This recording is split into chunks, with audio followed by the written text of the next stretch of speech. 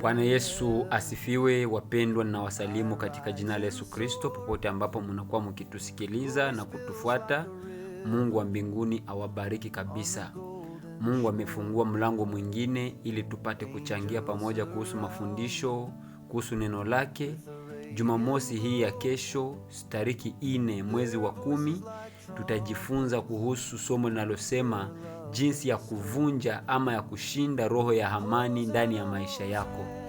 Unajua mpendwa, wakati mwingine unaweza kuishi maisha magumu, unafikiri kwamba ni mpango wa Mungu. Kumbe kuna roho kama roho ya Hamani ambayo inazuia mpango wa Mungu kutimilika ndani ya maisha yako. Kwa hiyo ninakualika usikose kujiunga na sisi. Tutakuwa live tangu saa 1 jioni na tutazungumzia mafundisho haya kwa kindani, na itakuwa baraka sana kwa ajili yako. Mungu akubariki. Amen.